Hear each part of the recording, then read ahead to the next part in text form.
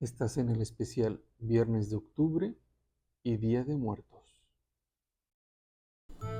Estoy aquí, en la oscuridad del patio trasero, con los ruidos de la calle y algo de música de fondo, para relatarte historias que algunos me han contado, otras las he oído, y unas más simplemente llegaron. No creas que son reales, o posiblemente para alguien sí lo son. Estás en el podcast Historias de Ficción, Miedo y otros relatos. ¿Qué tal? Estamos en un viernes más de Historias de Ficción, Miedo y otros relatos.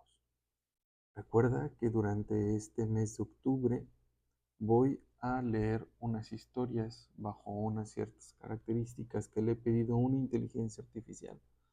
Son 4 para el mes de octubre y 1 para el Día de Muertos.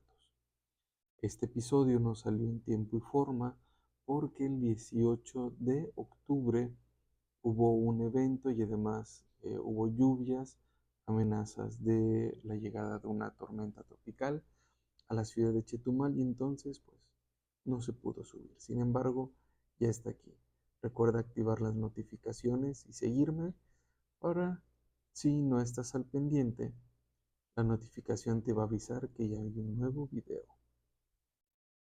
El día de hoy voy a leer esta historia que se llama La oscuridad bajo el cenote.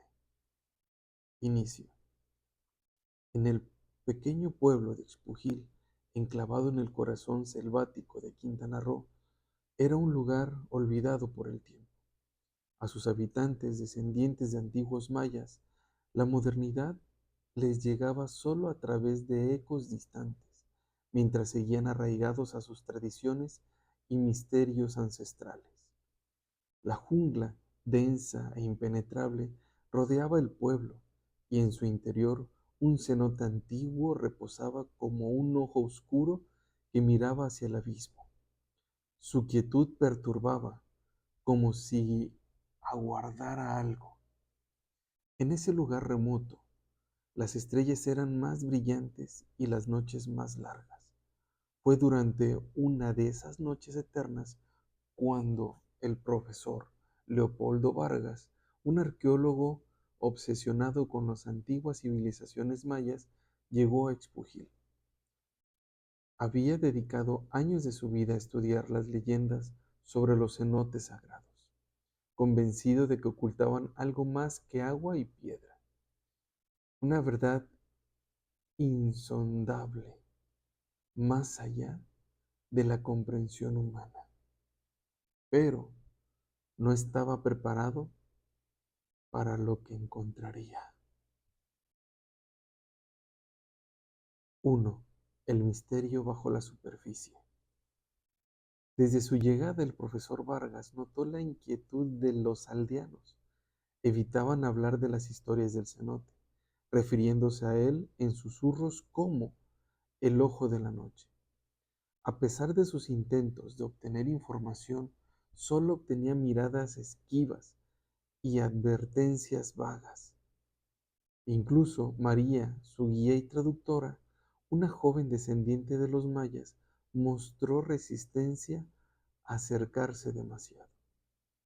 Una noche, mientras Vargas revisaba viejos códices bajo la luz de una lámpara de gas, María le contó la leyenda que lo perseguiría durante las noches siguientes. Los antiguos mayas creían que los cenotes no eran simplemente pozos naturales de agua, sino portales a otro mundo. Pero este cenote en particular, según la leyenda, no conducía al inframundo que ellos conocían, sino a algo más antiguo y oscuro, algo que dormía bajo la tierra, esperando el momento de despertar. El ojo de la noche observaba desde las estrellas, murmuró María, casi temblando. No pertenece a nuestro mundo, ni siquiera a este tiempo. Nuestros ancestros lo sellaron, pero el sello no durará para siempre. 2. La investigación. Intrigado y cada vez más fascinado, Vargas decidió explorar el cenote. Algo en él lo atraía con una fuerza que no podía explicar, una curiosidad tan intensa que bordeaba la obsesión. Acompañado por María, que a regañadientes accedió a ayudarlo, descendieron por un angosto sendero que los llevó hasta la orilla del agua oscura. El cenote era profundo, más de lo que parecía. Un extraño olor flotaba en el aire y en el agua, normalmente tranquila. Ahora mostraba pequeñas ondas, como si algo se moviera debajo de la superficie. Vargas, armado con su equipo de buceo, se sumergió en las profundidades, ignorando las súplicas de María para que se detuviera. Mientras descendía, sintió una extraña sensación de opresión, como si la misma agua quisiera aplastarlo. En lo profundo, las paredes del cenote estaban cubiertas de extraños glifos que nunca antes había visto, ni en sus estudios ni en los antiguos códices. No eran mayas, ni pertenecían a una antigua cultura conocida. Eran más antiguos, y mientras los observaba, comenzó a sentir una presencia en el agua, una conciencia que le rodeaba, como si algo estuviera observándolo desde las sombras líquidas. De repente, Vargas vio lo que parecía ser una abertura en el fondo, un túnel que se adentraba en la tierra. A medida que se acercaba, una luz tenue, imposible, brillaba desde adentro. Contra toda lógica, la siguió. 3. El abismo infinito. Los días que siguieron fueron una mezcla de horror y desconcierto. Desde su inmersión en el cenote, Vargas no volvió a ser el mismo. No hablaba, no comía, solo miraba al horizonte con los ojos muy abiertos, como si hubiera visto algo que su mente no podía procesar. María, asustada por su comportamiento, contactó al doctor José Aldana, un viejo amigo de Vargas que vivía en Chetumal. Aldana, preocupado, llegó al pueblo solo para encontrar al profesor, sumido en una especie de trance. Vi el fin, murmuraba Vargas repetidamente. Vi lo que viene. El pueblo de Expujil también comenzó a cambiar. Las estrellas en el cielo normalmente brillaban y eran claras. Ahora parpadeaban de manera extraña, como si una nube invisible las cubriera. El aire se volvió más pesado, más espeso, y la jungla misma parecía retraerse en silencio, como si temiera algo inminente. Una noche, María y Aldana confrontaron a Vargas, quien finalmente reveló lo que había visto en las profundidades del cenote. Más allá del túnel, había encontrado una ciudad sumergida, antigua, más antigua que cualquier civilización conocida, y en el centro de esa ciudad, una colosal figura dormía, una criatura imposible de describir, hecha de sombras y luz. No era humano, ni de este mundo. Es el fin de todo, balbuceaba Vargas, su voz rota por el terror. No solo del hombre, sino del cosmos enteros. Ellos vienen, los antiguos dioses, los verdaderos dueños del universo. Nuestra realidad es solo un susurro en su vasto océano de existencia y pronto despertará. 4. El despertar de la oscuridad. La noche siguiente fue la peor. El pueblo entero fue sacudido por un temblor que no se sentía como un terremoto, sino como algo más profundo. El cenote comenzó a burbujear. El agua, antes tranquila, ahora agitada violentamente. Aldana intentó llevar a Vargas lejos del pueblo, pero el arqueólogo se negó a irse.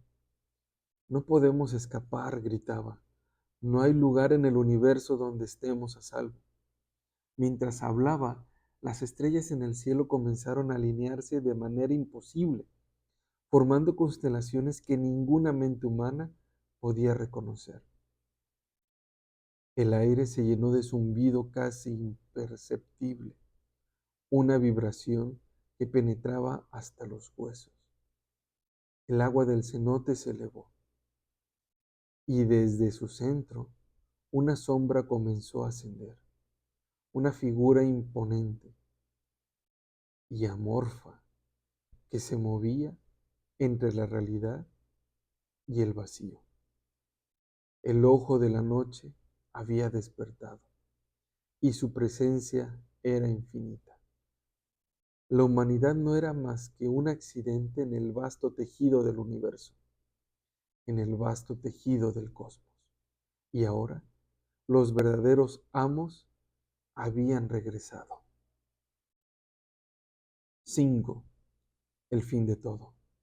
Vargas fue el primero en sucumbir. Su cuerpo se desmoronó en la nada mientras la figura se alzaba. María y Aldana, junto con los otros pocos aldeanos que quedaban, intentaron huir, pero el cielo mismo parecía cerrarse sobre ellos. Las estrellas ya no eran estrellas, sino ojos, millones de ellos, observándolo desde dimensiones desconocidas. La última vez que se escuchó sobre el pueblo de Xpujil fue a través de un informe del ejército mexicano, enviado a investigar las desapariciones. Solo encontraron un vacío. No quedaba rastro del pueblo ni de sus habitantes. El cenote estaba seco, su fondo cubierto por extraña simbología. La jungla había reclamado el lugar. Pero en las noches más oscuras, cuando el viento sopla desde el sur, se puede escuchar un susurro en el aire, un eco lejano de algo que aún espera bajo la tierra, aguardando el momento de devorar el universo. Esta fue la tercera historia, 18 de octubre. Recuerda que estás en el especial de Viernes de Octubre y Día de Muertos. Nos vemos el próximo viernes. Historia de ficción, miedo y otros relatos es una producción de Juan Montiel Nava. Semanalmente se estarán presentando nuevos relatos.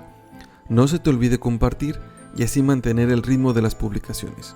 Recuerda activar las notificaciones para no perderte los futuros episodios.